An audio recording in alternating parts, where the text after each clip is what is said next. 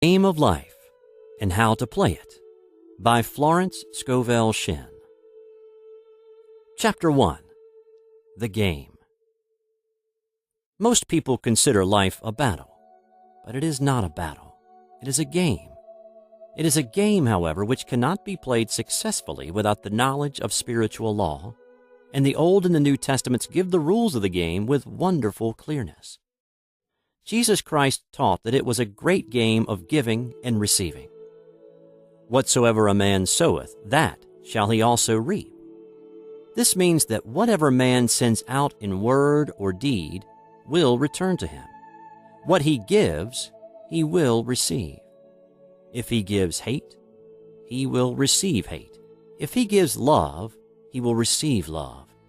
If he gives criticism, he will receive criticism. If he lies, he will be lied to. If he cheats, he will be cheated. We are taught also that the imaging faculty plays a leading part in the game of life.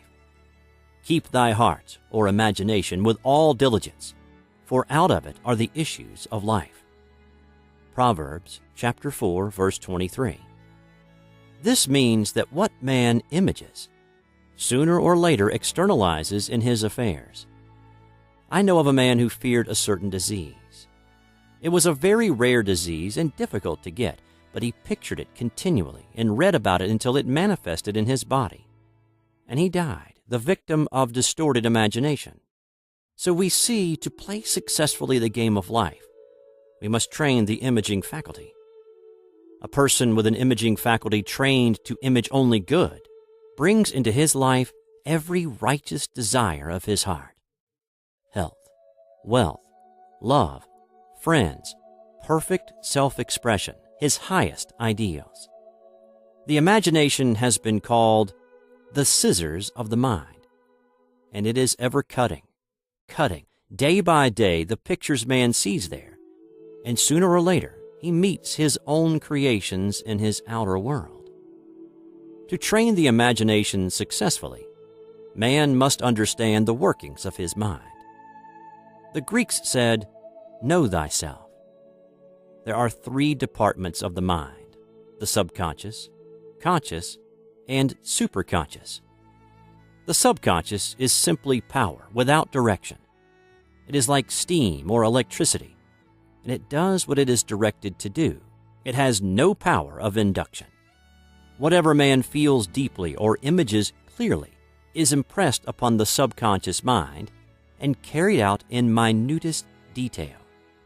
For example, a woman I know, when a child, always made believe she was a widow. She dressed up in black clothes and wore a long black veil, and people thought she was very clever and amusing. She grew up and married a man with whom she was deeply in love. In a short time, he died, and she wore black and a sweeping veil for many years. The picture of herself as a widow was impressed upon the subconscious mind, and in due time worked itself out regardless of the havoc created. The conscious mind has been called mortal or carnal mind. It is the human mind and sees life as it appears to be. It sees death, disaster, sickness, poverty, and limitation of every kind, and it impresses the subconscious. The superconscious mind is the God mind within each man and is the realm of perfect ideas. In it is the perfect pattern spoken of by Plato, the divine design. For there is a divine design for each person. There is a place that you are to fill, and no one else can fill, something you are to do, which no one else can do. There is a perfect picture of this in the superconscious mind. It usually flashes across the conscious as an unattainable ideal, something too good to be true. In reality, it is man's true destiny or destination flashed to him from the infinite intelligence which is within himself. Many people, however, are in ignorance of their true destinies and are striving for things and situations which do not belong to them, and would only bring failure and dissatisfaction if attained.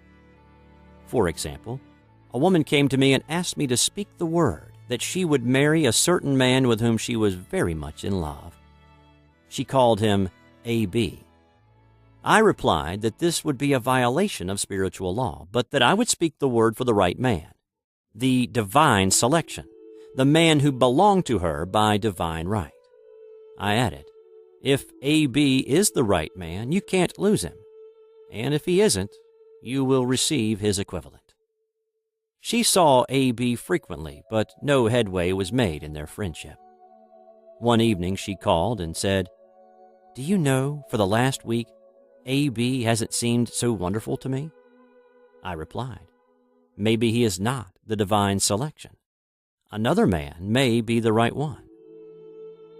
Soon after that, she met another man who fell in love with her at once, and who said she was his ideal. In fact, he said all the things that she had always wished A.B. would say to her. She remarked, it was quite uncanny. She soon returned his love and lost all interest in A.B. This shows the law of substitution. A right idea was substituted for a wrong one. Therefore, there was no loss or sacrifice involved. Jesus Christ said, "Seek ye first the kingdom of God and his righteousness, and all these things shall be added unto you." And he said the kingdom was within man. The kingdom is the realm of right ideas, or the divine pattern. Jesus Christ taught that man's words played a leading part in the game of life. By your words ye are justified, and by your words ye are condemned. Many people have brought disaster into their lives through idle words. For example, a woman once asked me why her life was now one of poverty, of limitation. Formerly, she had a home, was surrounded by beautiful things, and had often tired of the management of her home, and had said repeatedly, "I'm sick and tired of things. I wish I lived in a trunk." And she added, "Today I am living in that trunk." She had spoken herself into a trunk. The subconscious mind has no sense of humor, and people often joke themselves into unhappy experiences. For example, a woman who had a great deal of money joked continually about getting ready for the poorhouse. In a few years, she was almost destitute, having impressed the subconscious mind with a picture of lack and limitation. Fortunately, the law works both ways, and a situation of lack may be changed to one of plenty. For example, a woman came to me one hot summer's day for a treatment for prosperity. She was worn out, dejected, and discouraged. She said she possessed just $8 in the world. I said, "Good. We'll bless the $8 and multiply them as Jesus Christ multiplied the loaves and fishes. For he taught that every man had the power to bless and to multiply, to heal and to prosper." She said, "What shall I do next?" I replied, "Follow intuition. Have you a hunch to do anything or to go anywhere?" Intuition means intuition, or to be taught from within. It is man's unerring guide, and I will deal more fully with its laws in a following chapter. The woman replied, "I don't know. I seem to have a hunch to go home. I've just enough money for car fare." Her home was in a distant city and was one of lack and limitation, and the reasoning mind, or intellect, would have said, "Stay in New York and get work and make some money." I replied, "Then go home. Never violate a hunch." I spoke the following words for her: "Infinite Spirit, open the way for great abundance for..." She is an irresistible magnet for all that belongs to her by divine right. I told her to repeat it continually also. She left for home immediately. In calling on a woman one day, she linked up with an old friend of her family. Through this friend, she received thousands of dollars in a most miraculous way. She has said to me often, "Tell people about the woman who came to you with $8 and a hunch." There is always plenty on man's pathway, but it can only be brought into manifestation through desire, faith, or the spoken word. Jesus Christ brought out clearly that man must make the first move. "Ask, and it shall be given you. Seek, and ye shall find. Knock, and it shall be opened unto you. Matthew chapter 7, verse 7. In the Scriptures we read, "Concerning the works of my hands, command ye me." Infinite intelligence. God is ever ready to carry out man's smallest or greatest demands. Every desire, uttered or unexpressed, is a demand. We are often startled by having a wish suddenly fulfilled. For example, one Easter, having seen many beautiful rose trees in the florist's windows, I wished I would receive one, and for an instant saw it mentally being carried in the door. Easter came, and with it a beautiful rose tree. I thanked my friend the following day and told her it was just what I had wanted. She replied, "I didn't send you a rose tree. I sent you lilies." The man had mixed the order and sent me a rose tree simply because I had started the law in action, and I had to have a rose tree. Nothing stands between man and his highest ideals and every desire of his heart but doubt and fear. When man can wish without worrying, every desire will be instantly fulfilled. I will explain more fully in a following chapter the scientific reason for this, and fear must be erased from the consciousness. It is man's only enemy. Fear of lack, fear of failure, fear of sickness, fear of loss, and a feeling of insecurity on some plane. Jesus Christ said, "Why are ye fearful, O ye of little faith?" Matthew chapter 8, verse 26.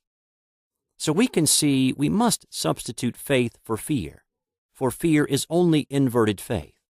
It is faith in evil instead of good.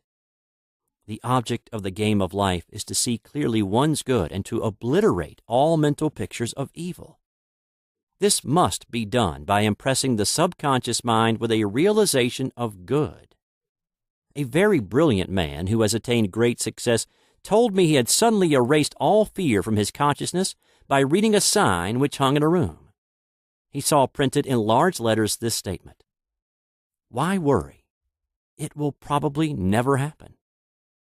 These words were stamped indelibly upon his subconscious mind, and he has now a firm conviction that only good can come into his life, therefore only good can manifest.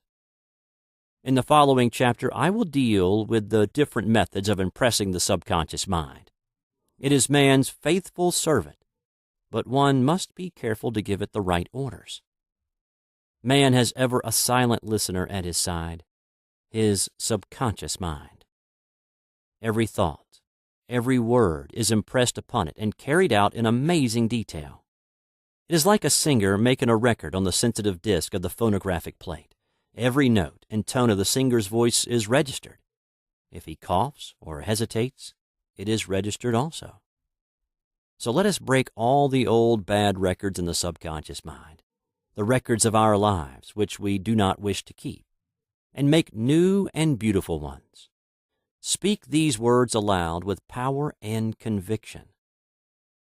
I now smash and demolish, by my spoken word, every untrue record in my subconscious mind.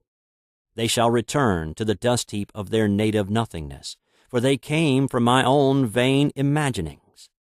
I now make my perfect records through the Christ within. The records of health, wealth, love, and perfect self-expression. This is the square of life, the game completed. In the following chapters, I will show how man can change his conditions by changing his words. Any man who does not know the power of the word is behind the times. Death and life are in the power of the tongue. Proverbs chapter 18, verse 21. Chapter 2. The Law of Prosperity.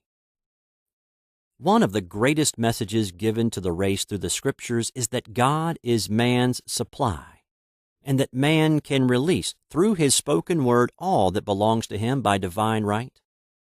He must, however, have perfect faith in his spoken word. Isaiah said, "My word shall not return unto me void, but shall accomplish that where it is sent." We know now that words and thoughts are a tremendous vibratory force ever molding man's body and affairs.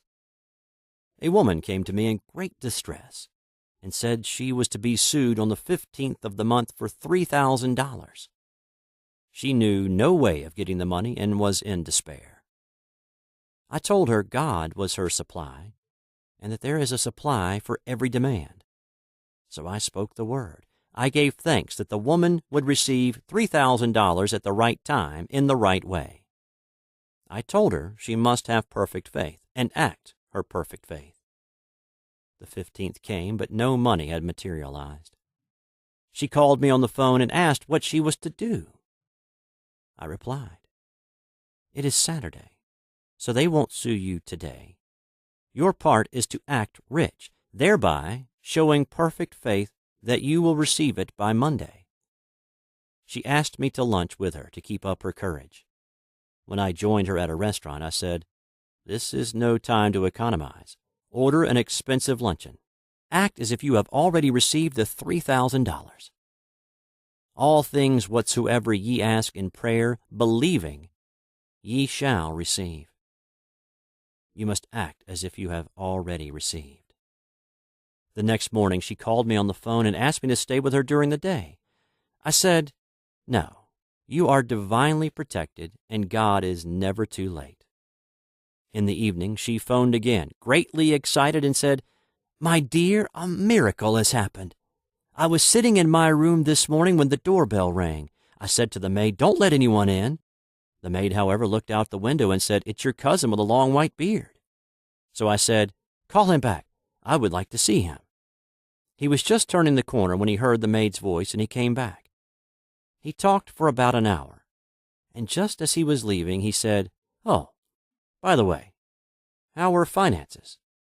I told him I needed the money, and he said, 'Why, my dear, I will give you $3,000 the first of the month.' I didn't like to tell him I was going to be sued. 'What shall I do? I won't receive it till the first of the month, and I must have it tomorrow,' I said. 'I'll keep on treating,' I said. 'Spirit is never too late.' I give thanks she has received the money on the invisible plane and that it manifests on time. The next morning her cousin called her up and said, 'Come to my office this morning and I will give you the money.' That afternoon she had $3,000 to her credit in the bank and wrote checks as rapidly as her excitement would permit. If one asks for success and prepares for failure, he will get the situation he is prepared for.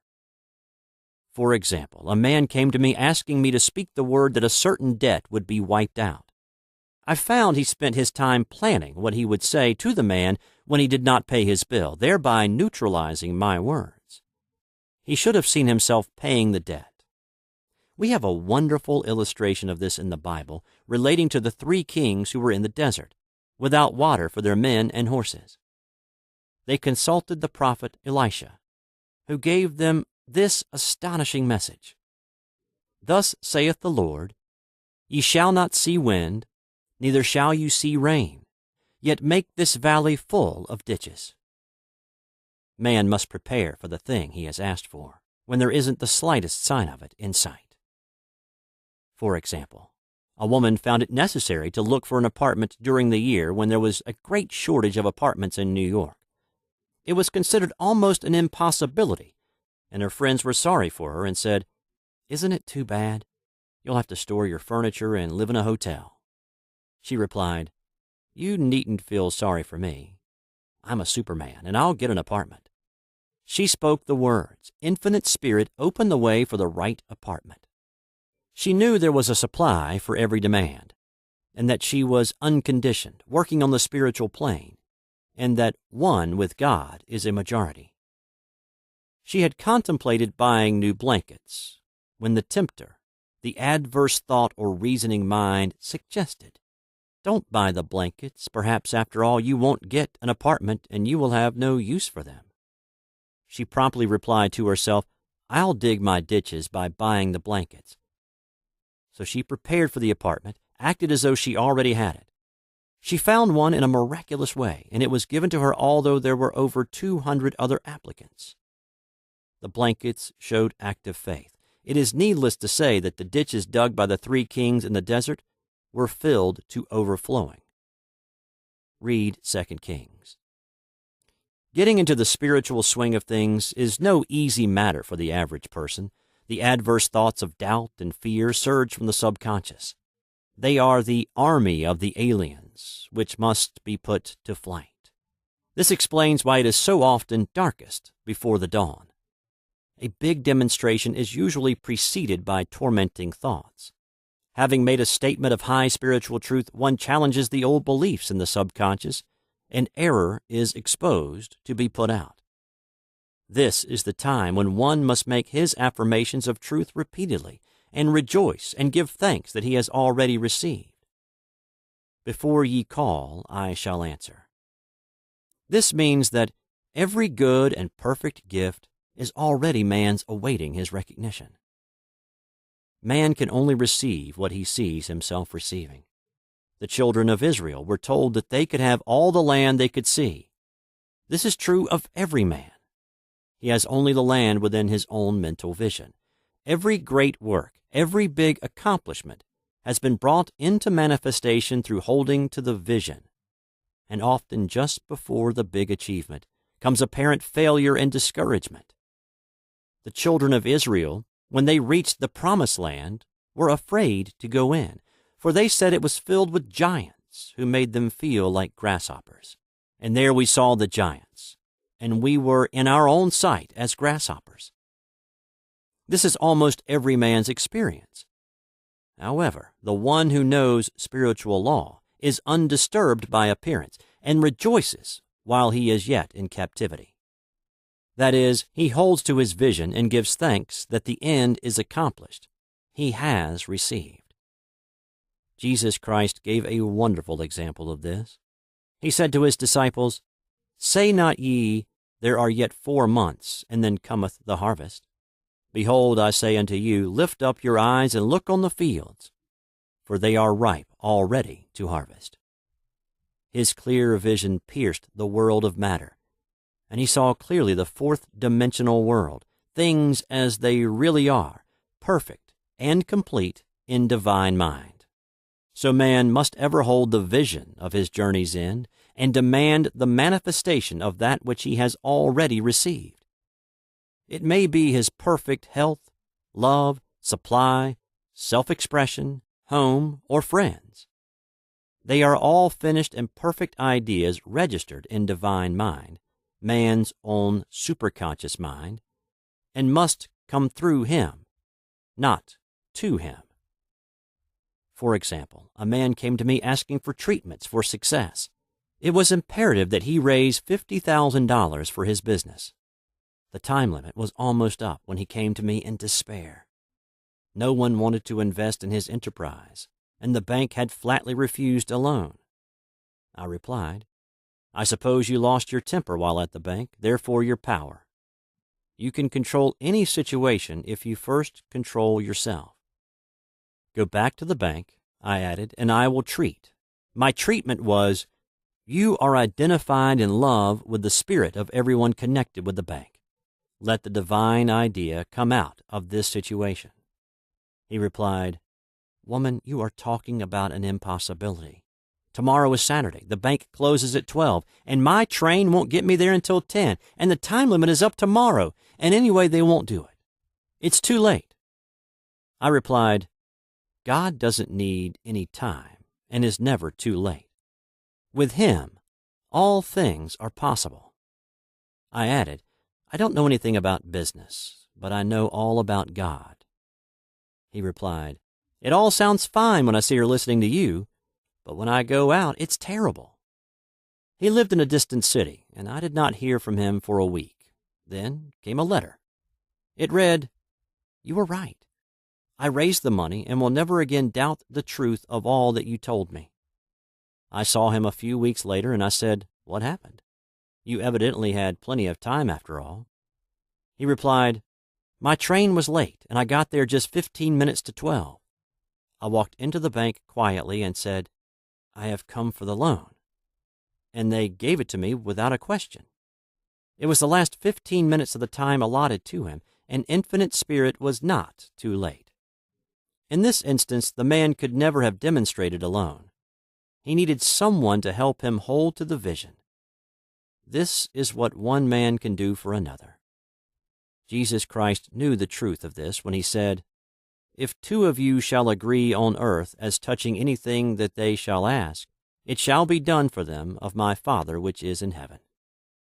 One gets too close to his own affairs and becomes doubtful and fearful. The friend or healer sees clearly the success, health, or prosperity and never wavers, because he is not close to the situation. It is much easier to demonstrate for someone else than for one's self. So a person should not hesitate to ask for help if he feels himself wavering. A keen observer of life once said, "No man can fail if some one person sees him successful." Such is the power of the vision, and many a great man owed his success to a wife or sister or a friend who believed in him and held without wavering to the perfect pattern. Chapter 3. The Power of the Word. A person knowing the power of the Word becomes very careful of his conversation. He has only to watch the reaction of his words to know that they do not return void. Through his spoken word, man is continually making laws for himself. I knew a man who said, "I always miss a car. It invariably pulls out just as I arrive." His daughter said, "I always catch a car. It's sure to come just as I get there." This occurred for years. Each one had made a separate law for himself, one of failure, one of success. This is the psychology of superstitions. The horseshoe or rabbit's foot contains no power, but man's spoken word and belief that it will bring good luck creates expectancy in the subconscious mind and attracts a lucky situation. I find, however, this will not work when man has advanced spiritually and knows a higher law. One cannot turn back and must put away graven images. For example, 2 men in my class had had great success in business for several months, when suddenly everything went to smash. We tried to analyze the situation, and I found, instead of making their affirmations and looking to God for success and prosperity, they had each bought a lucky monkey. I said, "Oh, I see. You have been trusting in the lucky monkeys instead of God. Put away the lucky monkeys and call on the law of forgiveness, for man has power to forgive or neutralize his mistakes." They decided to throw the lucky monkeys down a coal hole, and all went well again. This does not mean, however, that one should throw away every lucky ornament or horseshoe about the house, but he must recognize that the power back of it is the one and only power, God, and that the object simply gives him a feeling of expectancy. I was with a friend one day who was in deep despair. In crossing the street, she picked up a horseshoe. Immediately, she was filled with joy and hope. She said God had sent her the horseshoe in order to keep up her courage. It was, indeed, at that moment about the only thing that could have registered in her consciousness. Her hope became faith, and she ultimately made a wonderful demonstration. I wish to make the point clear that the men previously mentioned were depending on the monkeys alone, while this woman recognized the power back of the horseshoe. I know in my own case, it took a long while to get out of a belief that a certain thing brought disappointment. If the thing happened, disappointment invariably followed. I found the only way I could make a change in the subconscious was by asserting there are not 2 powers. There is only one power, God, therefore there are not disappointments, and this thing means a happy surprise. I noticed a change at once, and happy surprises commenced coming my way. I have a friend who said nothing could induce her to walk under a ladder. I said, "If you are afraid, you are giving in to a belief in 2 powers, good and evil, instead of one.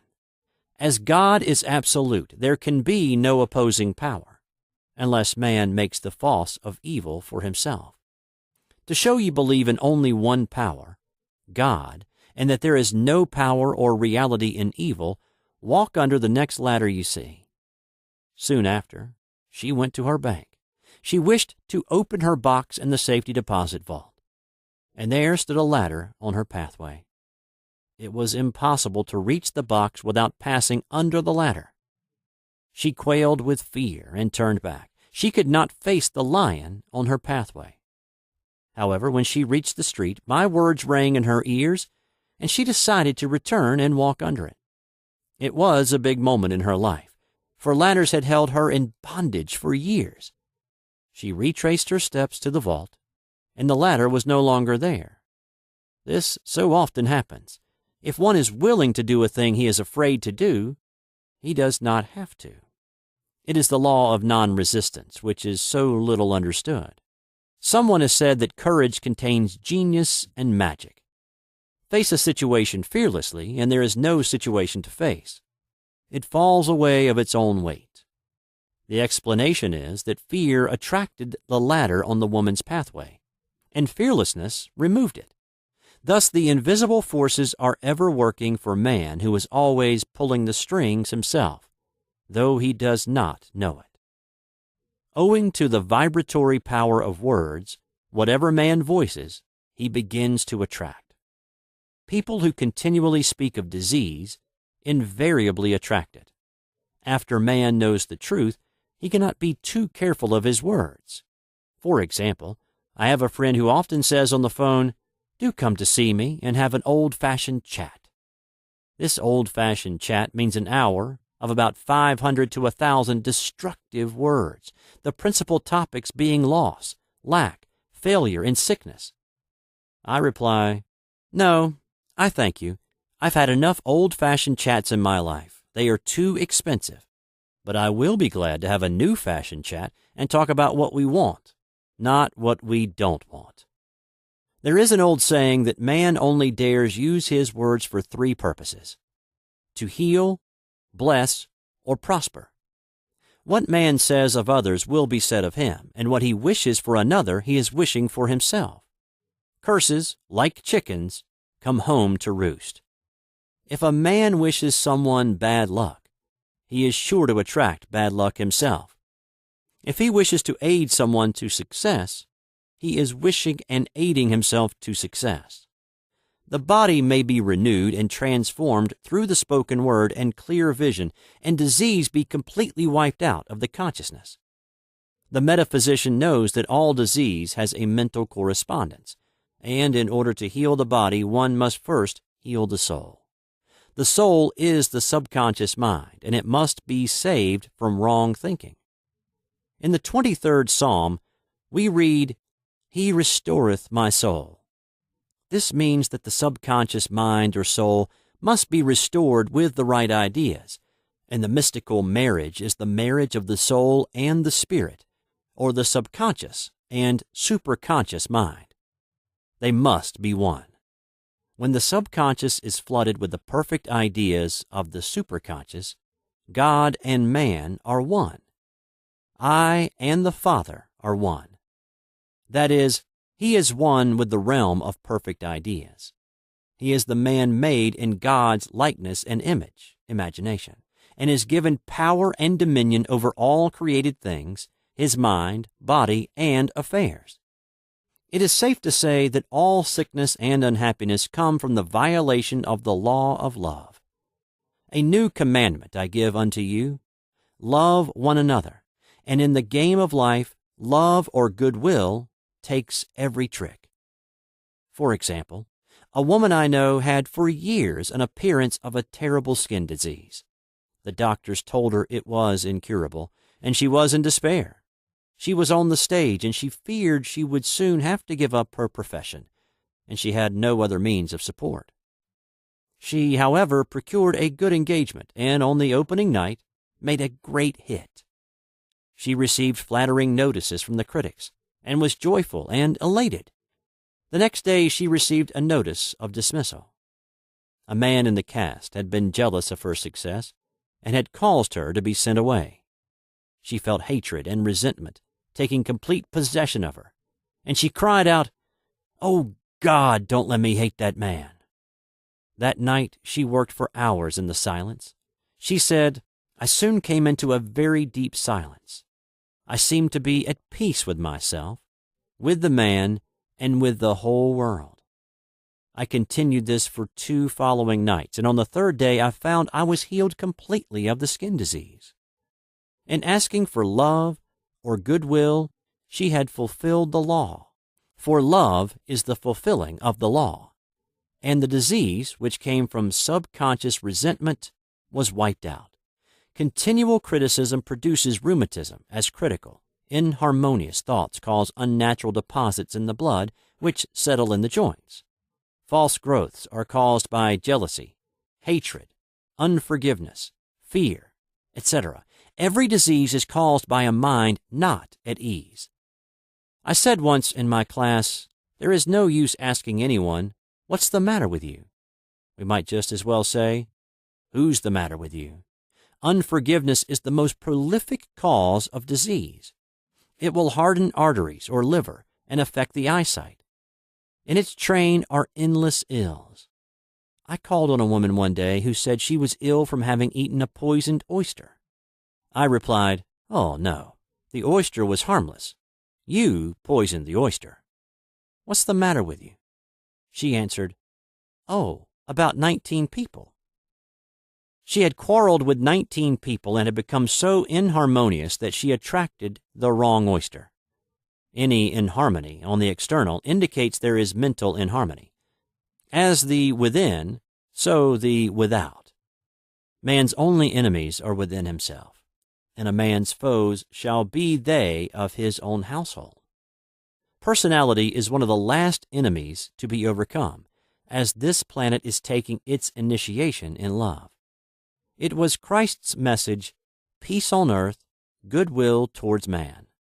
The enlightened man, therefore, endeavors to perfect himself upon his neighbors. His work is with himself, to send out goodwill and blessings to every man, and the marvelous thing is that if one blesses a man, he has no power to harm him. For example, a man came to me asking to treat for success in business. He was selling machinery, and a rival appeared on the scene with what he proclaimed was a better machine, and my friend feared defeat. I said, first of all, we must wipe out all fear and know that God protects your interest and that the divine idea must come out of the situation. That is, the right machine will be sold by the right man to the right man. And I added, don't hold one critical thought towards that man. Bless him all day and be willing not to sell your machine if it isn't the divine idea.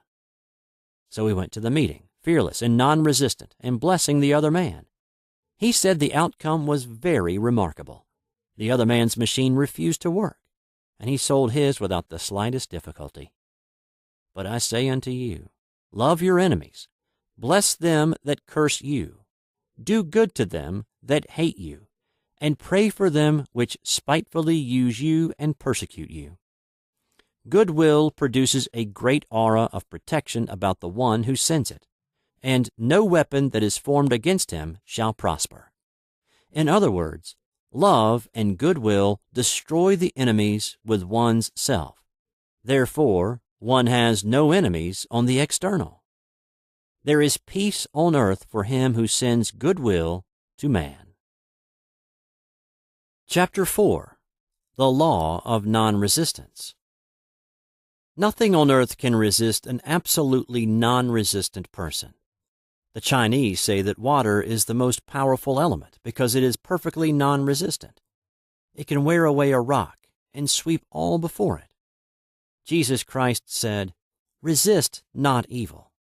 For he knew in reality there is no evil, therefore nothing to resist. Evil has come of man's vain imagination, or a belief in two powers, good and evil. There is an old legend that Adam and Eve ate of Maya, the tree of illusion, and saw two powers instead of one power, God. Therefore, evil is a false law man has made for himself through psychoma or soul sleep. Soul sleep means that man's soul has been hypnotized by the race belief of sin, sickness, and death, etc., which is carnal or mortal thought, and his affairs have outpictured his illusions. We have read in a preceding chapter that man's soul is his subconscious mind, and whatever he feels deeply, good or bad, is outpictured by that faithful servant. His body and affairs show forth what he has been picturing. The sick man has pictured sickness, the poor man poverty, the rich man wealth. People often say, "Why does a little child attract illness when it is too young even to know what it means?" I answer that children are sensitive and receptive to the thoughts of others about them, and often outpicture the fears of their parents. I heard a metaphysician once say, "If you do not run your subconscious mind yourself, someone else will run it for you." Mothers often unconsciously attract illness and disaster to their children by continually holding them in thoughts of fear and watching for symptoms.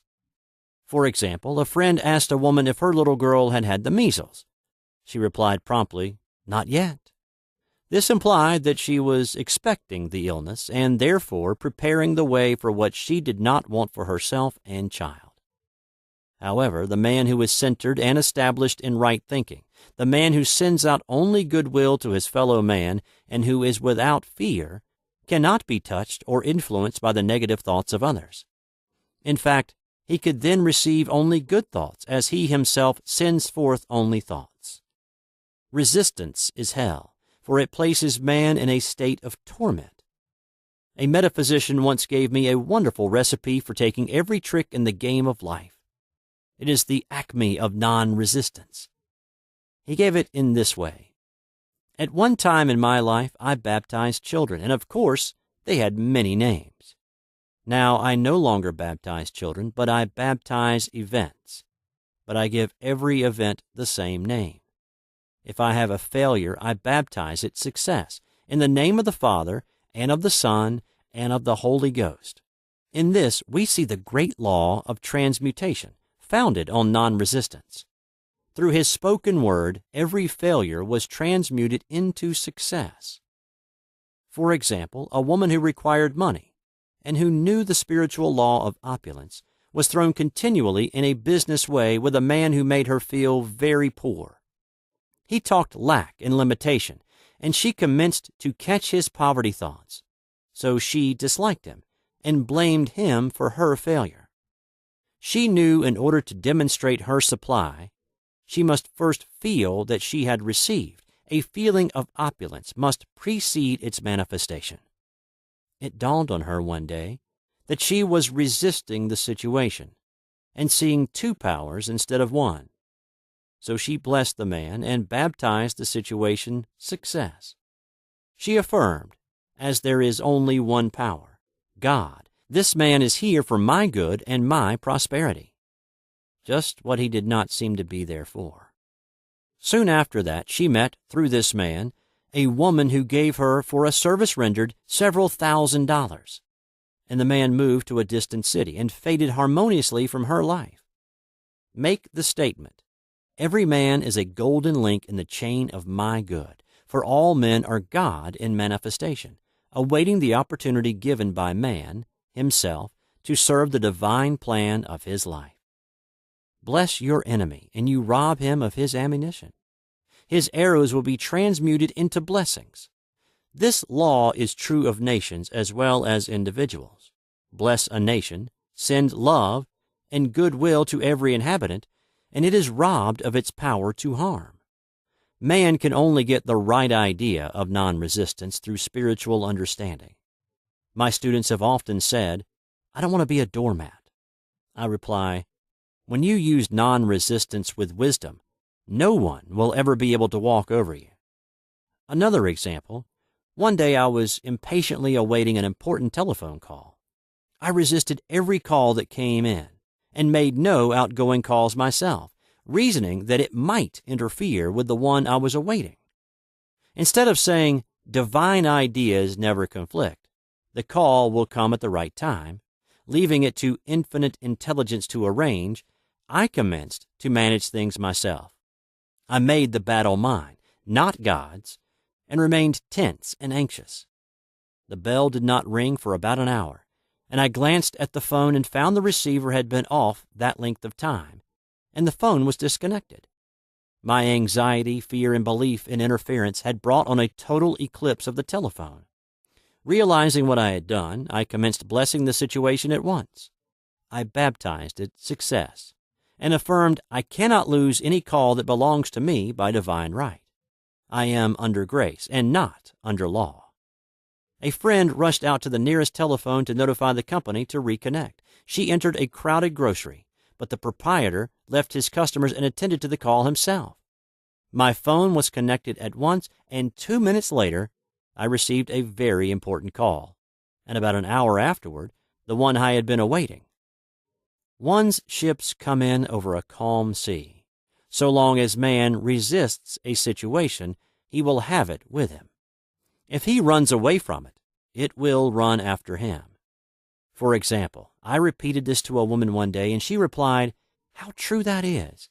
I was unhappy at home. I disliked my mother, who was critical and domineering. So I ran away and was married. But I married my mother, for my husband was exactly like my mother, and I had the same situation to face again. Agree with thine adversary quickly." This means agree that the adverse situation is good, be undisturbed by it, and it falls away of its own weight. "None of these things move me" is a wonderful affirmation. The inharmonious situation comes from some inharmony within man himself.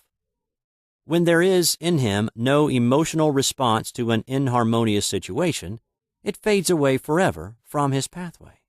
So we see man's work is ever with himself. People have said to me, "Give treatments to change my husband or my brother."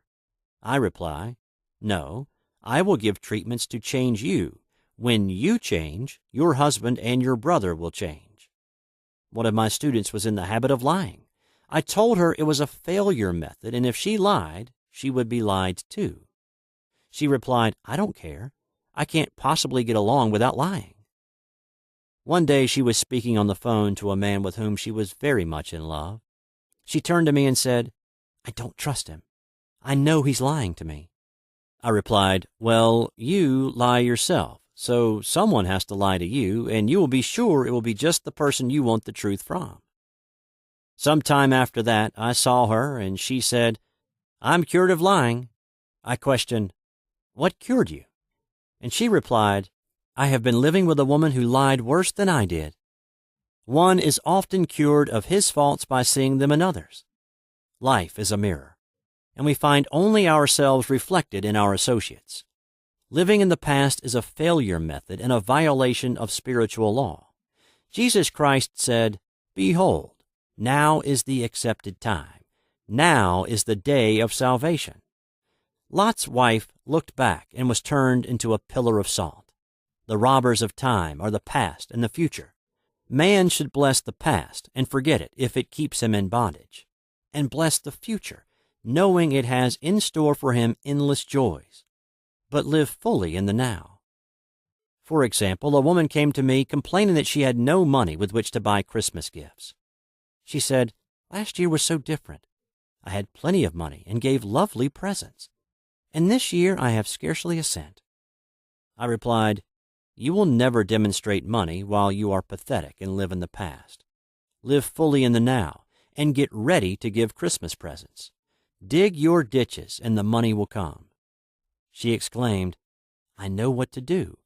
I will buy some tinsel twine, Christmas seals, and wrapping paper." I replied, "Do that, and the presents will come and stick themselves to the Christmas seals." This, too, was showing financial fearlessness and faith in God, as the reasoning mind said, "Keep every cent you have, as you are not sure you will get any more." She bought the seals, paper, and twine, and a few days before Christmas received a gift of several $100s. Buying the seals and twine had impressed the subconscious with expectancy and opened the way for the manifestation of the money. She purchased all the presents in plenty of time. Man must live suspended in the moment. Look well, therefore, to this day. Such is the salutation of the dawn. He must be spiritually alert, ever awaiting his leads, taking advantage of every opportunity. One day I said continually, silently, "Infinite Spirit, Don't let me miss a trick. And something very important was told to me that evening. It is most necessary to begin the day with right words. Make an affirmation immediately upon waking. For example, Thy will be done this day. Today is a day of completion. I give thanks for this perfect day. Miracle shall follow miracle, and wonders shall never cease. Make this a habit, and one will see wonders and miracles come into his life. One morning I picked up a book and read, "Look with wonder at that which is before you." It seemed to be my message for the day. So I repeated again and again, "Look with wonder at that which is before you." At about noon, a large sum of money was given me, which I had been desiring for a certain purpose. In a following chapter, I will give affirmations that I have found most effective. However, one should never use an affirmation unless it is absolutely satisfying and convincing to his own consciousness, and often an affirmation is changed to suit different people. For example, the following has brought success to many. I have a wonderful work in a wonderful way. I give wonderful service for wonderful pay. I gave the first 2 lines to one of my students, and she added the last 2. It made a most powerful statement, as there should always be perfect payment for perfect service, and a rhyme sinks easily into the subconscious. She went about singing it aloud and soon did receive wonderful work in a wonderful way, and gave wonderful service for wonderful pay. Another student, a businessman, took it and changed the word work to business. He repeated, "I have a wonderful business in a wonderful way, and I give wonderful service for wonderful pay." That afternoon he made a $40,000 deal, though there had been no activity in his affairs for months. Every affirmation must be carefully worded and completely cover the ground. For example, I knew a woman who was in great need and made a demand for work. She received a great deal of work, but was never paid anything. She now knows to add, "Wonderful service for wonderful pay." It is man's divine right to have plenty, more than enough. His barns should be full, and his cup should flow over. This is God's idea for man, and when man breaks down the barriers of lack in his own consciousness, the golden age will be his, and every righteous desire of his heart fulfilled. Chapter 5. The Law of Karma and the Law of Forgiveness. Man receives only that which he gives. The game of life is a game of boomerangs.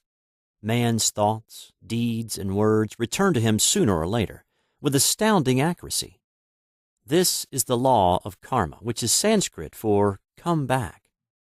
Whatsoever a man soweth, that shall he also reap. For example, a friend told me this story of herself illustrating the law. She said, "I make all my karma on my aunt. Whatever I say to her, someone says to me. I am often irritable at home, and one day said to my aunt, who was talking to me during dinner, 'No more talk. I wish to eat in peace.' The following day I was lunching with a woman with whom I wished to make a great impression. I was talking animatedly, when she said, 'No more talk. I wish to eat in peace.'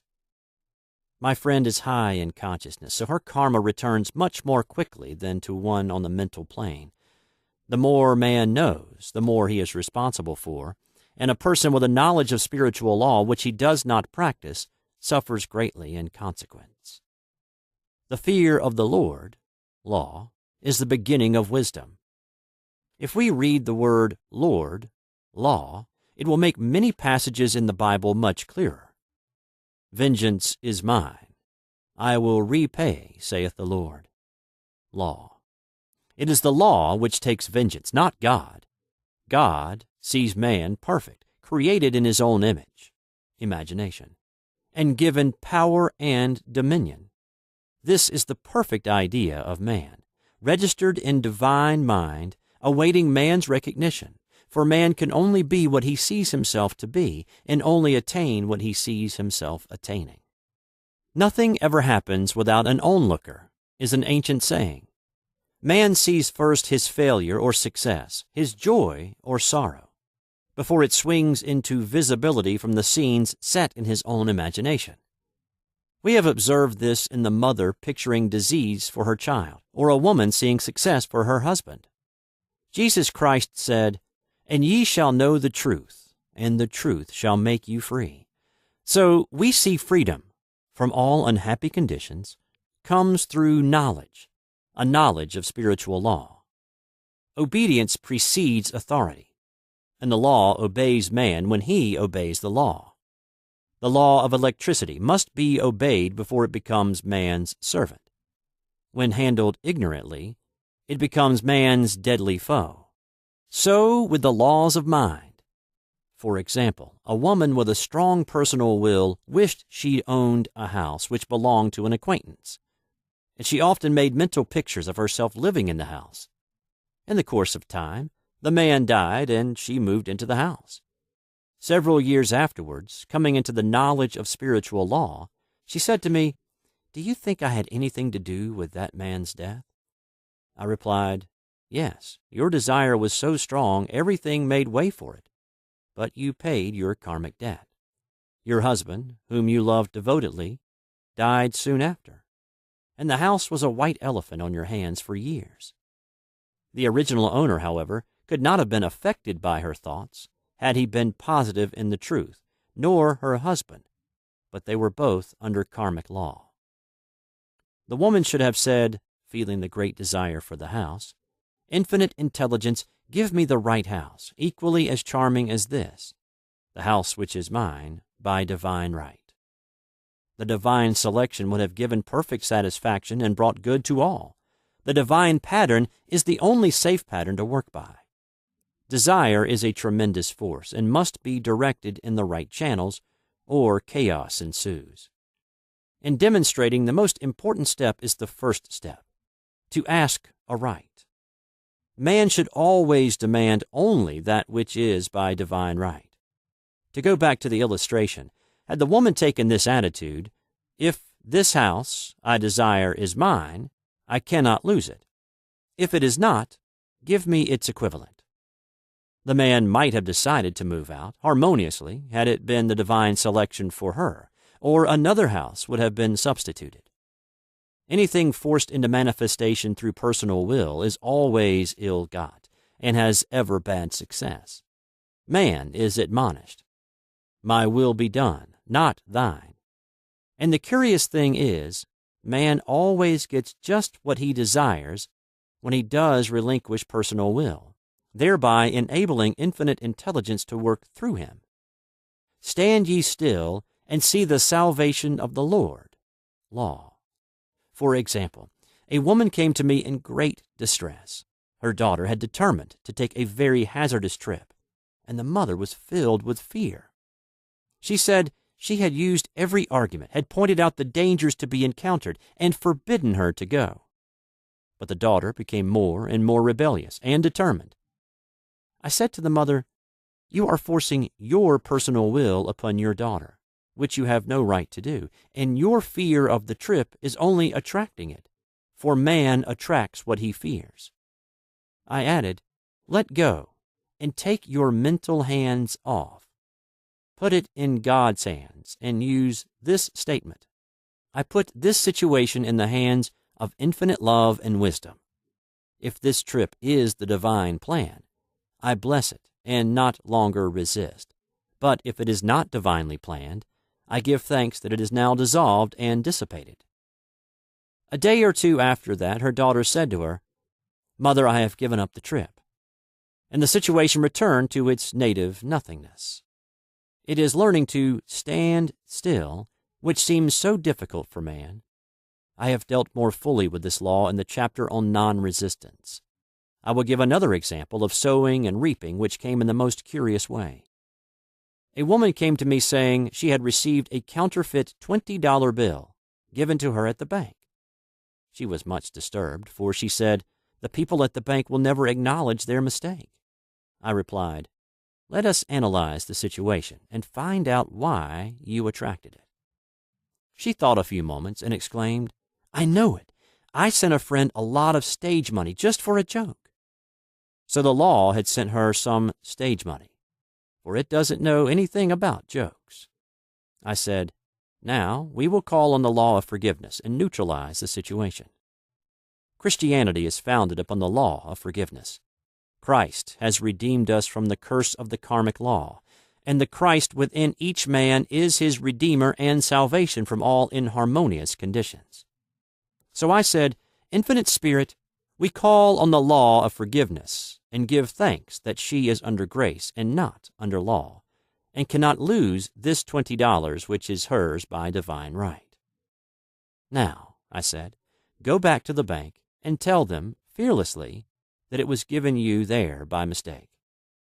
She obeyed, and to her surprise, they apologized and gave her another bill, treating her most courteously.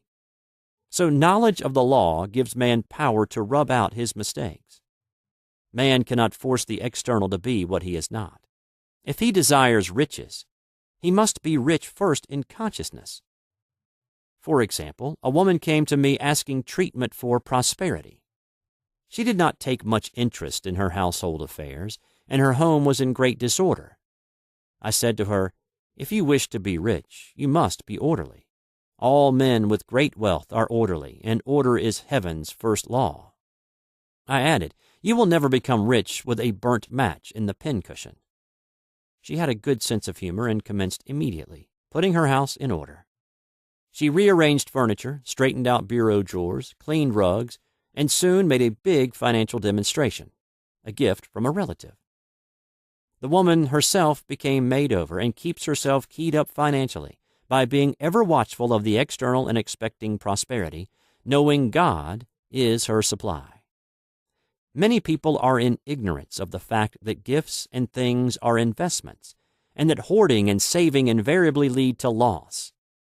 There is that scattereth and yet increaseth, and there is that withholdeth more than is meet, but it tendeth to poverty.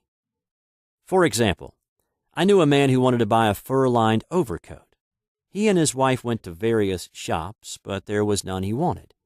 He said they were all too cheap-looking. At last he was shown one the salesman said was valued at $1,000, but which the manager would sell him for $500, as it was late in the season.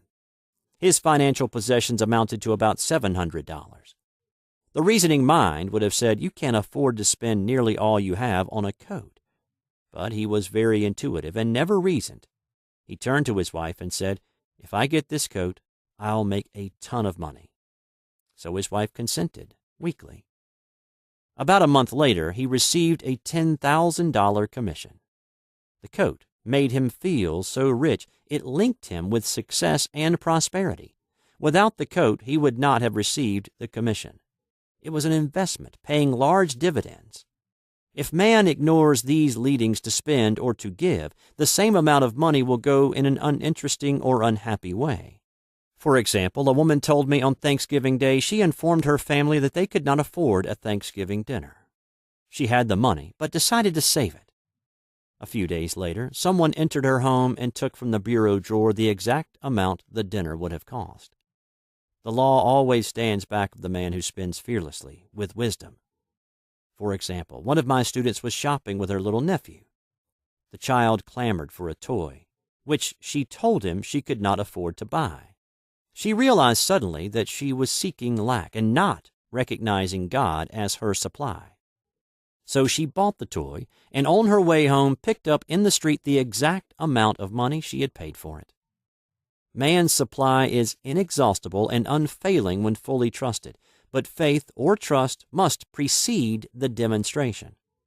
According to your faith, be it unto you.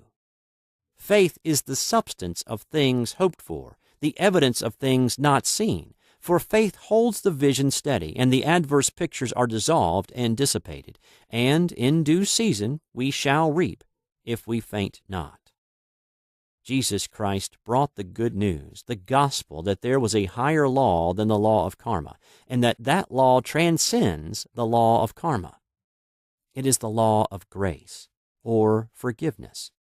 It is the law which frees man from the law of cause and effect, the law of consequence. Under grace and not under law. We are told that on this plane, man reaps where he has not sown. The gifts of God are simply poured out upon him. all that the kingdom affords is his. This continued state of bliss awaits the man who has overcome the race, or world thought. In the world thought there is tribulation, but Jesus Christ said, "Be of good cheer. I have overcome the world." The world thought is that of sin, sickness, and death. He saw their absolute unreality and said, "Sickness and sorrow shall pass away, and death itself, the last enemy, be overcome." We know now, from a scientific standpoint, that death could be overcome by stamping the subconscious mind with the conviction of eternal youth and eternal life. The subconscious, being simply power without direction, carries out orders without questioning. Working under the direction of the superconscious, the Christ or God within man, the resurrection of the body would be accomplished. Man would no longer throw off his body in death. It would be transformed into the body electric, sung by Walt Whitman, for Christianity is founded upon the forgiveness of sins and an empty tomb. Chapter 6. Casting the Burden, Impressing the Subconscious. When man knows his own powers and the workings of his mind, his great desire is to find an easy and quick way to impress the subconscious with good, for simply an intellectual knowledge of the truth will not bring results. In my own case, I've found the easiest way is in casting the burden. A metaphysician once explained it in this manner. He said, "The only thing which gives anything weight in nature is the law of gravitation. And if a boulder could be taken high above the planet, there would be no weight in that boulder." And that is what Jesus Christ meant when he said, "My yoke is easy and my burden is light." He had overcome the world vibration and functioned in the fourth-dimensional realm, where there is only perfection, completion, life, and joy. He said, "Come to me, all ye that are labor and are heavy laden, and I will give you rest. Take my yoke upon you, for my yoke is easy and my burden is light." We are also told in the 55th Psalm to cast thy burden upon the Lord. Many passages in the Bible state that the battle is God's, not man's, and that man is always to stand still and see the salvation of the Lord. This indicates that the superconscious mind, or Christ within, is the department which fights man's battles and relieves him of burdens. We see, therefore, that man violates law if he carries a burden, and a burden is an adverse thought or condition, and this thought or condition has its root in the subconscious. It seems almost impossible to make any headway directing the subconscious from the conscious, or reasoning mind. As the reasoning mind, the intellect, is limited in its conceptions, and filled with doubts and fears. How scientific it then is to cast the burden upon the superconscious mind, or Christ within, where it is made light, or dissolved into its native nothingness. For example, a woman in urgent need of money, made light upon the Christ within, the superconscious, with the statement, "I cast this burden of lack on the Christ within, and I go free to have plenty." The belief in lack was her burden, as she cast it upon the superconscious with its belief of plenty. An avalanche of supply was the result. We read, "The Christ in you, the hope of glory." Another example, one of my students had been given a new piano, and there was no room in her studio for it until she had moved out the old one. She was in a state of perplexity. She wanted to keep the old piano, but knew of no place to send it. She became desperate, as the new piano was to be sent immediately, in fact, was on its way with no place to put it. She said it came to her to repeat, "I cast this burden on the Christ within, and I go free." A few moments later, her phone rang, and a woman friend asked if she might rent her old piano, and it was moved out, a few minutes before the new one arrived. I knew a woman whose burden was resentment. She said, "I cast this burden of resentment on the Christ within, and I go free to be loving, harmonious, and happy." The almighty superconscious flooded the subconscious with love, and her whole life was changed. For years, resentment has held her in a state of torment and imprisoned her soul, the subconscious mind. The statement should be made over and over and over, sometimes for hours at a time, silently or audibly, with quietness but determination. I have often compared it to winding up a Victrola. We must wind ourselves up with spoken words. I have noticed in casting the burden, after a little while one seems to see clearly. It is impossible to have clear vision while in the throes of carnal mind. Doubts and fear poison the mind and body, and imagination runs riot, attracting disaster and disease. In steadily repeating the affirmation, "I cast this burden on the Christ within and go free," the vision clears, and with it a feeling of relief, and sooner or later comes the manifestation of good, be it health, happiness, or supply. One of my students once asked me to explain the darkness before the dawn. I referred in a preceding chapter to the fact that often, before the big demonstration, everything seems to go wrong, and deep depression clouds the consciousness. It means that out of the subconscious are rising the doubts and fears of the ages. These old derelicts of the subconscious rise to the surface, to be put out. It is then that man should clap his cymbals, like Jehoshaphat, and give thanks that he is saved, even though he seems surrounded by the enemy, the situation of lack or disease. The student continued, "How long must one remain in the dark?" And I replied, "Until one can see in the dark. And casting the burden enables one to see in the dark. In order to impress the subconscious, active faith is always essential. Faith without works is dead." In these chapters, I have endeavored to bring out this point. Jesus Christ showed active faith when he commanded the multitude to sit down on the ground before he gave thanks for the loaves and fishes. I will give another example showing how necessary this step is. In fact, active faith is the bridge over which man passes to his promised land. Through misunderstanding, a woman had been separated from her husband, whom she loved deeply. He refused all offers of reconciliation and would not communicate with her in any way. Coming into the knowledge of spiritual law, she denied the appearance of separation. She made this statement: "There is no separation in divine mind. Therefore, I cannot be separated from the love and companionship which are mine by divine right."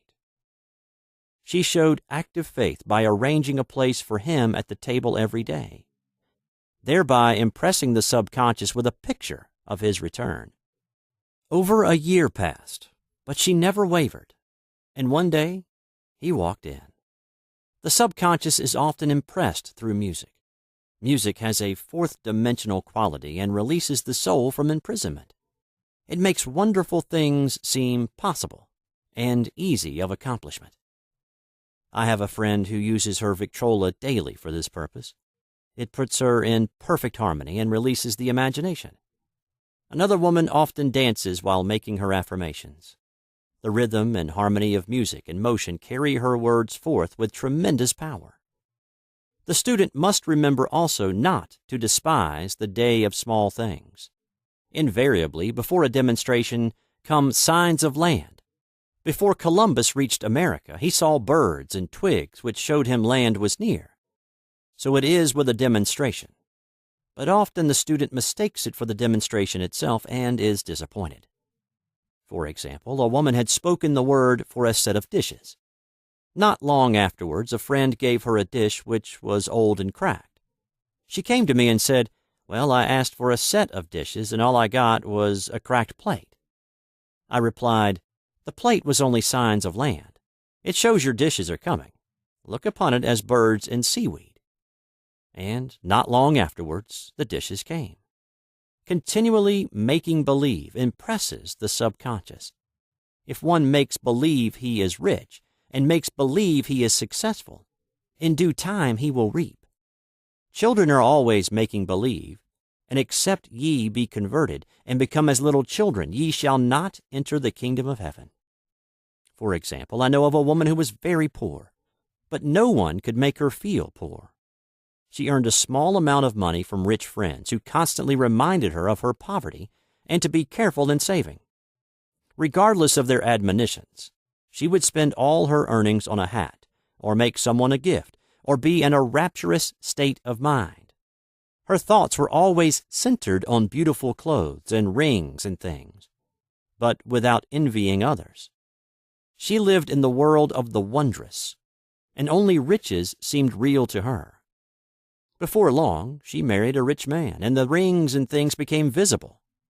I do not know whether the man was the divine selection, but opulence had to manifest in her life, and she had imaged only opulence. There is no peace or happiness for man until he has erased all fear from the subconscious. Fear is misdirected energy and must be redirected or transmuted into faith. Jesus Christ said, "Why are ye fearful, O ye of little faith? All things are possible to him that believeth." I am asked so often by my students, "How can I get rid of fear?" I reply, by walking up to the thing you are afraid of. The lion takes its fierceness from your fear. Walk up to the lion and he will disappear. Run away and he runs after you. I have shown in previous chapters how the lion of lack disappeared when the individual spent money fearlessly, showing faith that God was his supply and therefore unfailing. Many of my students have come out of the bondage of poverty and are now bountifully supplied through losing all fear of letting money go out. The subconscious is impressed with the truth that God is the giver and gift. Therefore, as one is one with the giver, he is one with the gift. A splendid statement is, "I now thank God the giver for God the gift." Man has long separated himself from his good and his supply through thoughts of separation and lack that sometimes it takes dynamite to dislodge these false ideas from the subconscious, and the dynamite is a big situation. We see in the foregoing illustration how the individual was freed from his bondage by showing fearlessness. Man should watch himself hourly to detect if his motive for action is fear or faith. Choose ye this day whom we shall serve, fear or faith. Perhaps one's fear is of personality. Then do not avoid the people feared.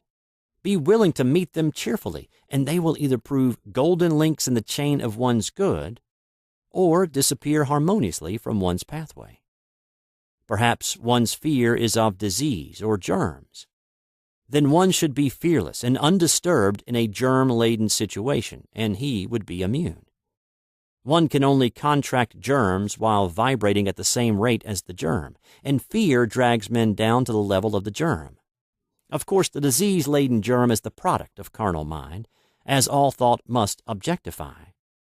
Germs do not exist in the superconscious or divine mind, therefore are the product of man's vain imagination.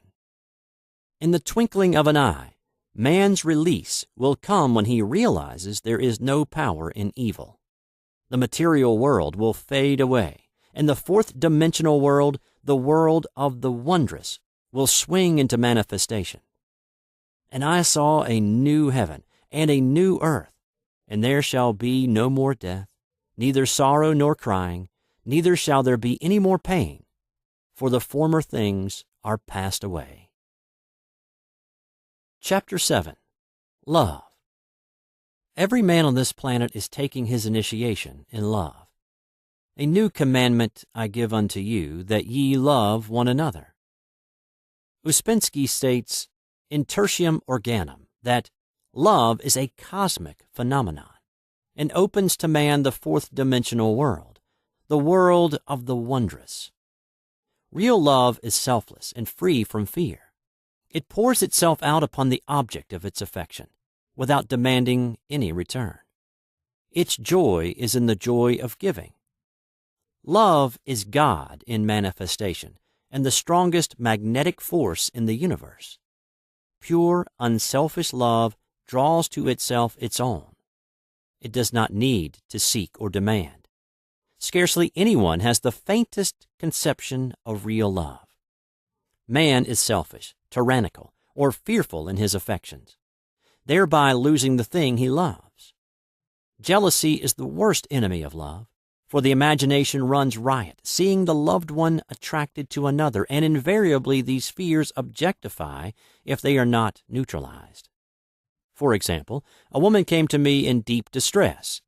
The man she loved had left her for other women, and said he never intended to marry her.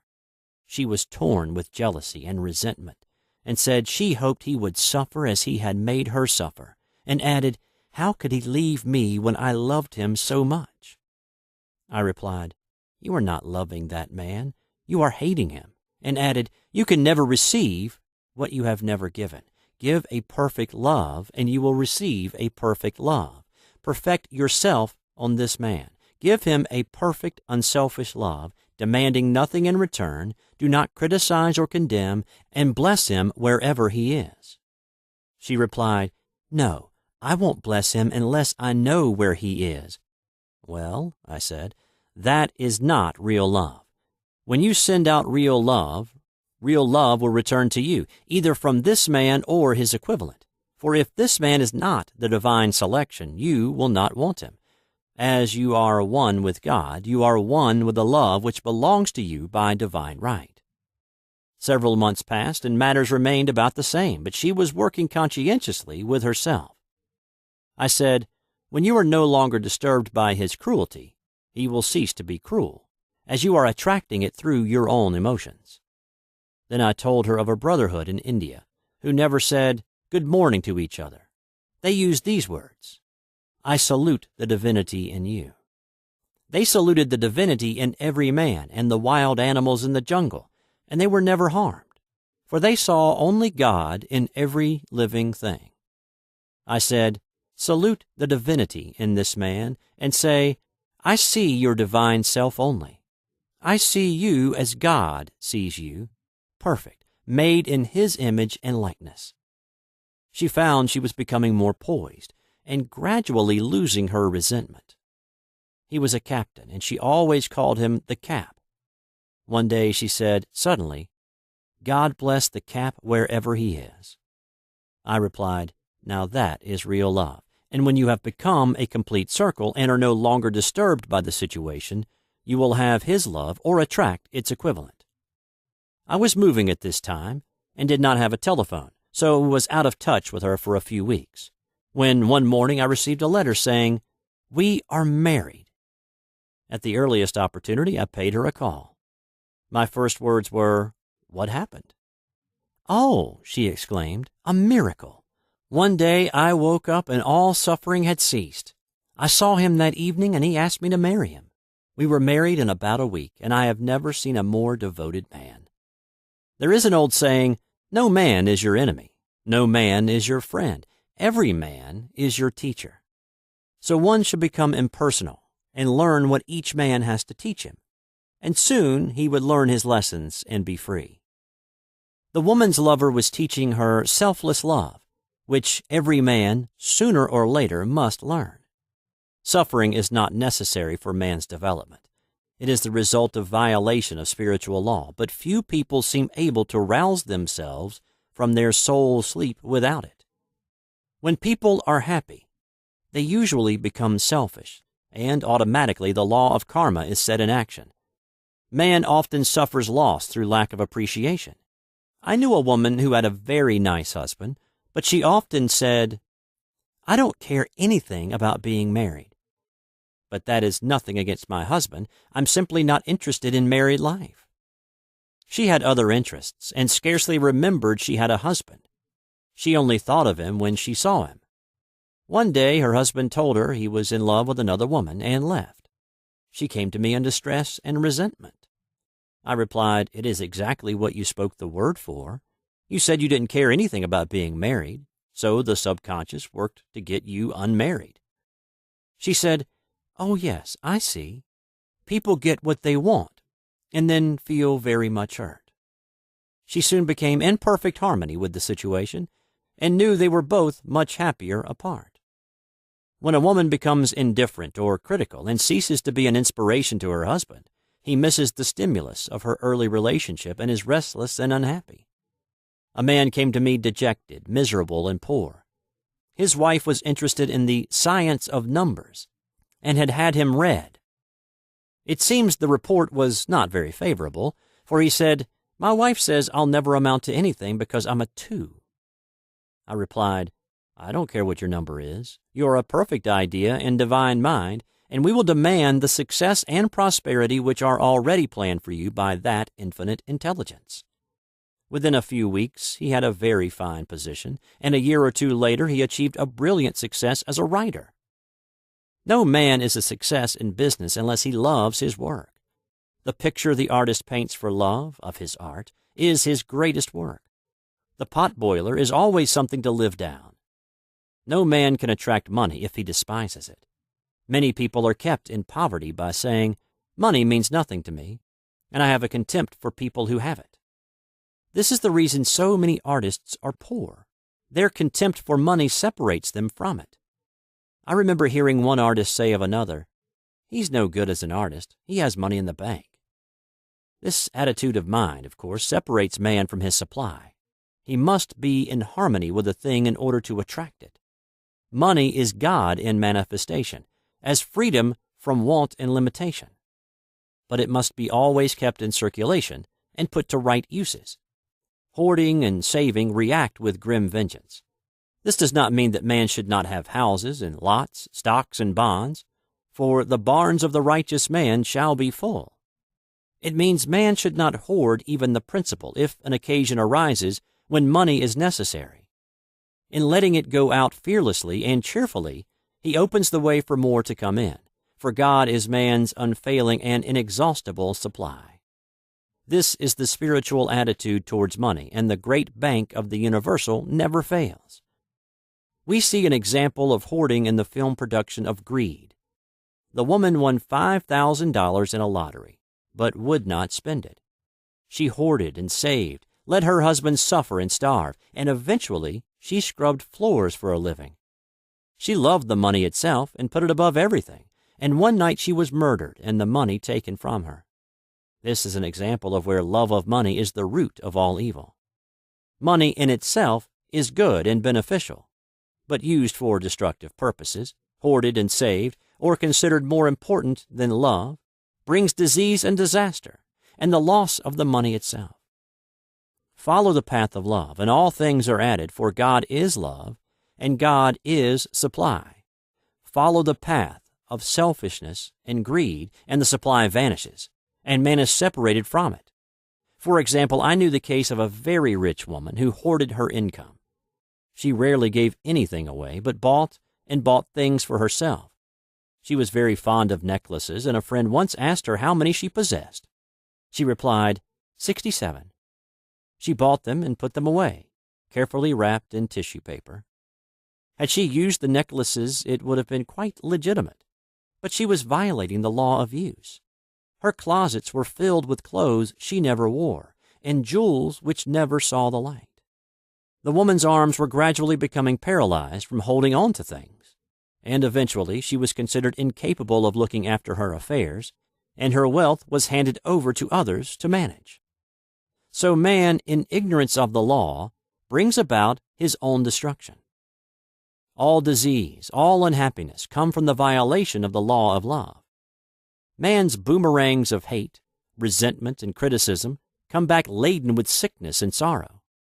Love seems almost a lost art, but the man with the knowledge of spiritual law knows it must be regained, for without it he has become as sounding brass and tinkling cymbals.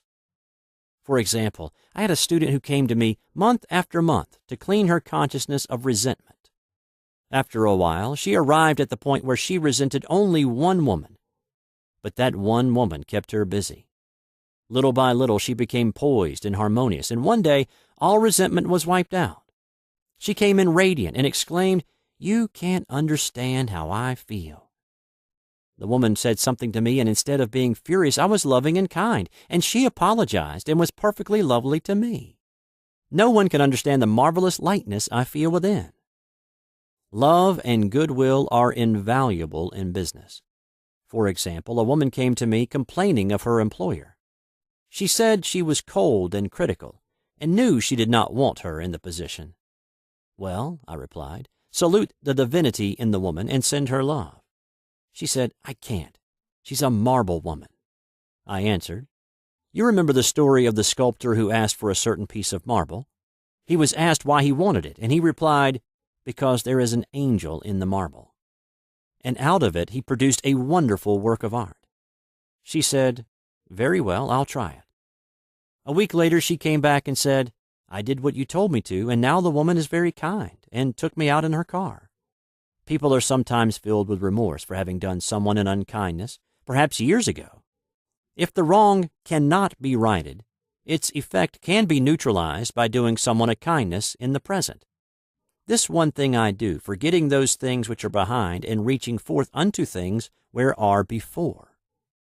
Sorrow, regret, and remorse tear down the cells of the body and poison the atmosphere of the individual.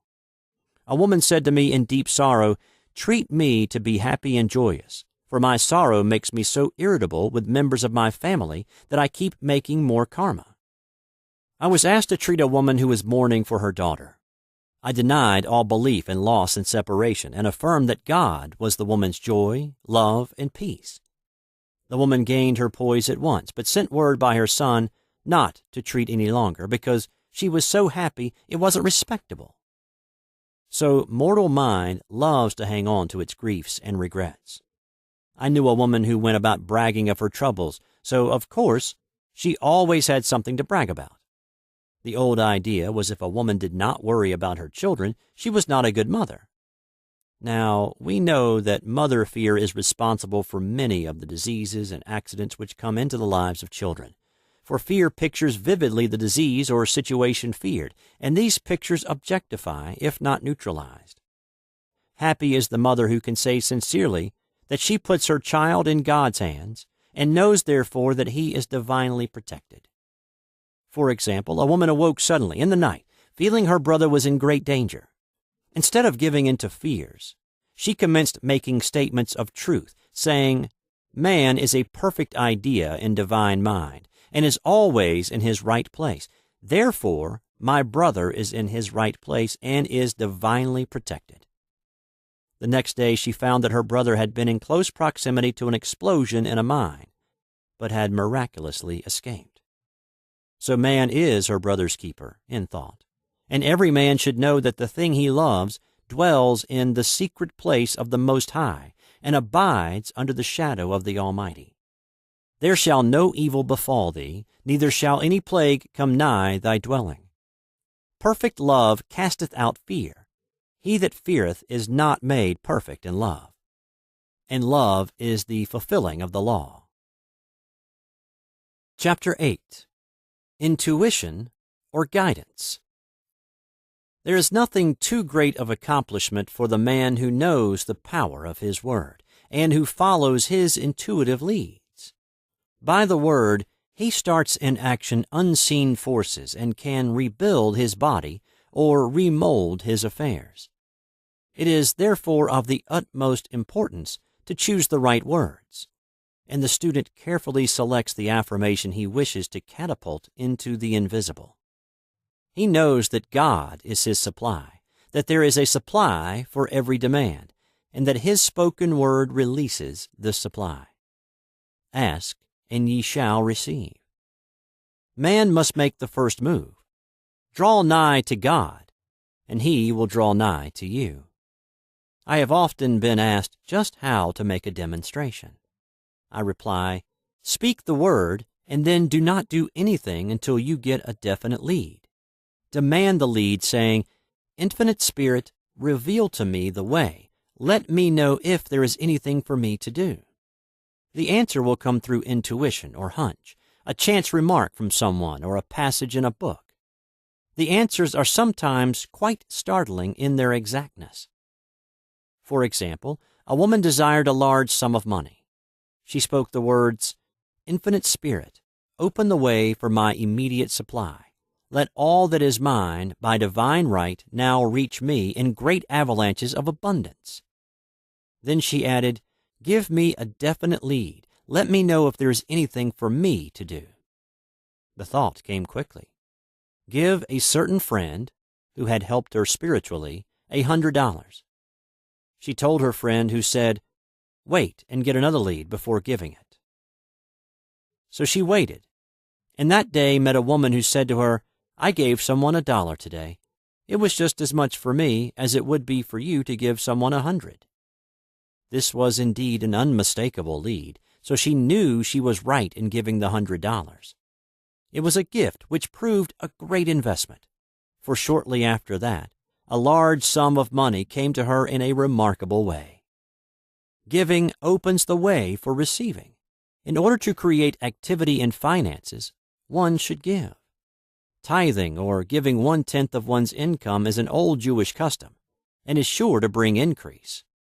Many of the richest men in this country have been tithers, and I have never known it to fail as an investment. The 10th part goes forth and returns blessed and multiplied. But the gift, or tithe, must be given with love and cheerfulness, for God loveth a cheerful giver. Bills should be paid cheerfully. All money should be sent forth fearlessly and with a blessing. This attitude of mind makes man master of money.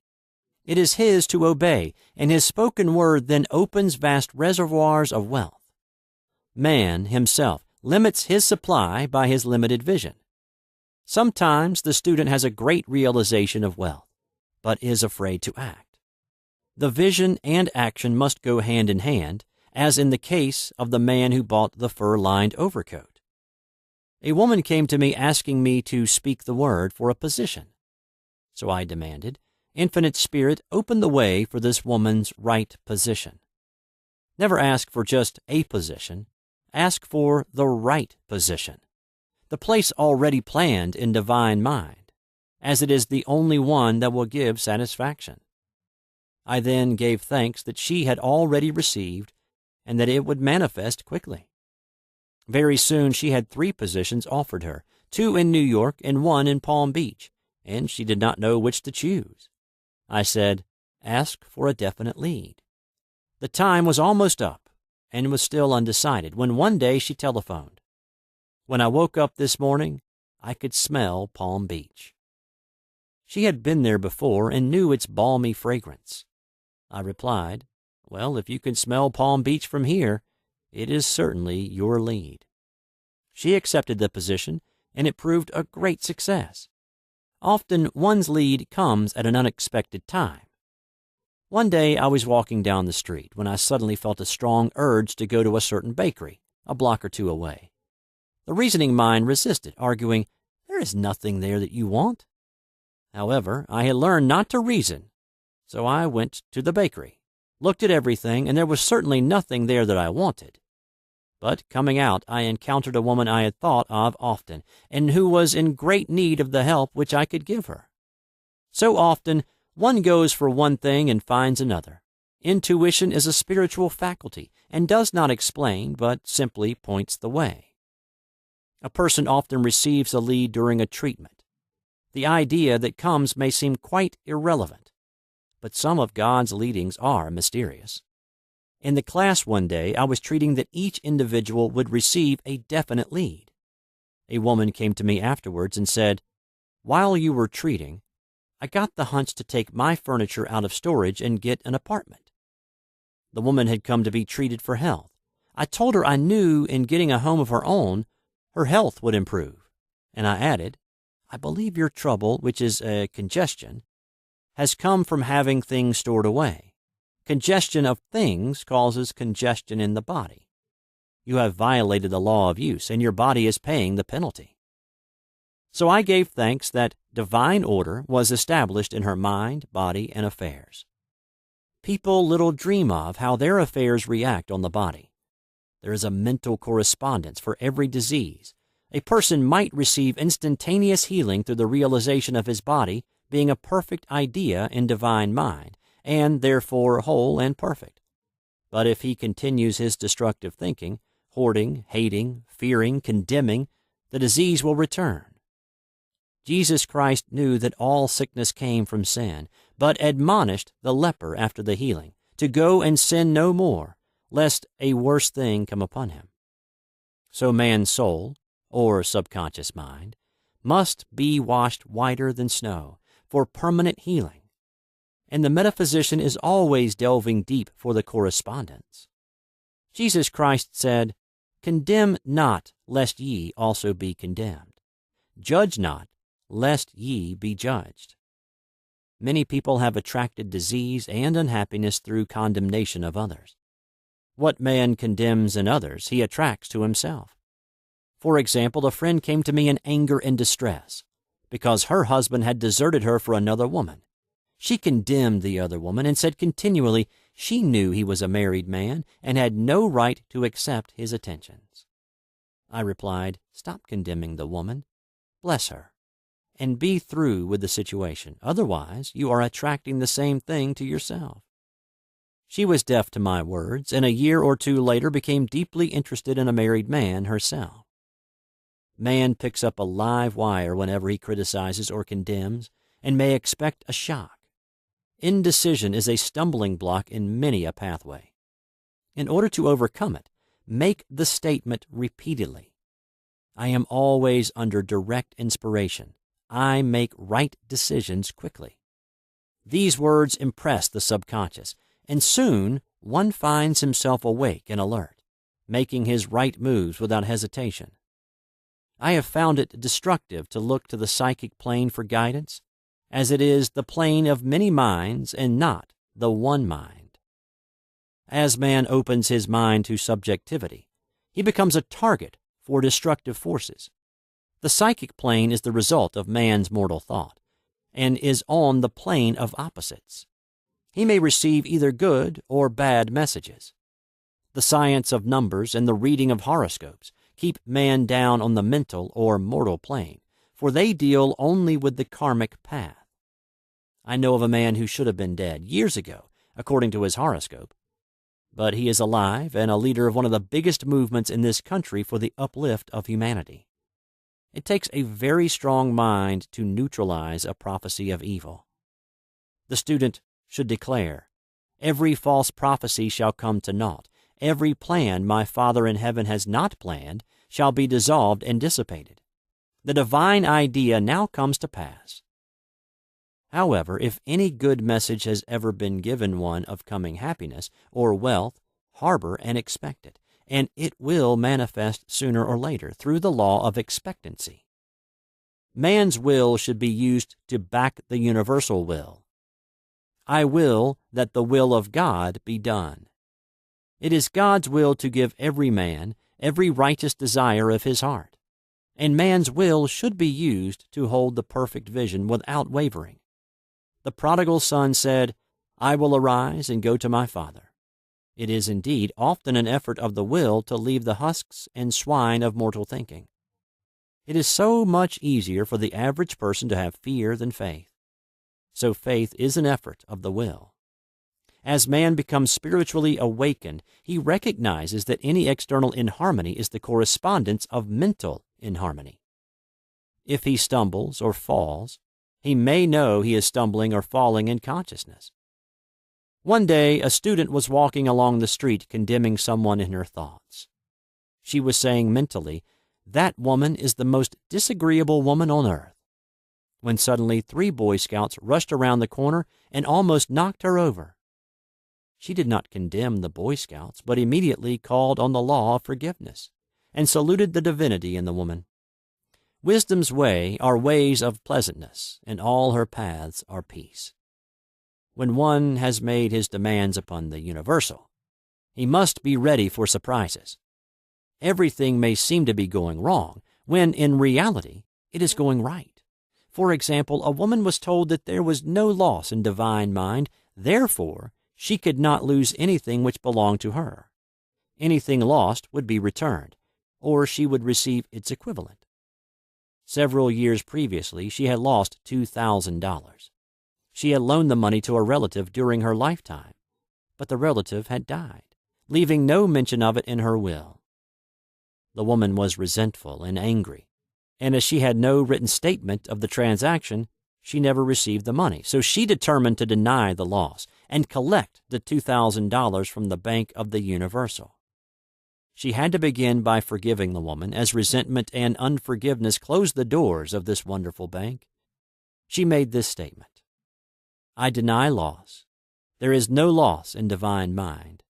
Therefore, I cannot lose the $2,000 which belong to me by divine right. As one door shuts, another door opens.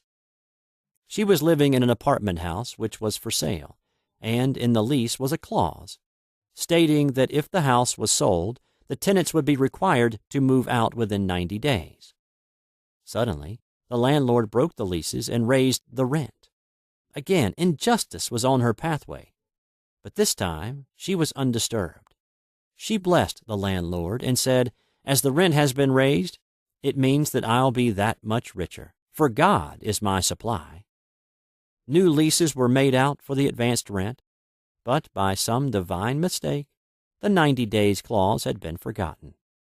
Soon after, the landlord had an opportunity to sell the house. On account of the mistake in the new leases, the tenants held possession for another year. The agent offered each tenant $200 if he would vacate. Several families moved. 3 remained, including the woman. A month or 2 passed, and the agent again appeared. This time he said to the woman, will you break your lease for the sum of $1,500? It flashed upon her. Here comes the $2,000. She remembered having said to friends in the house, we will all act together if anything more is said about leaving. So her lead was to consult her friends.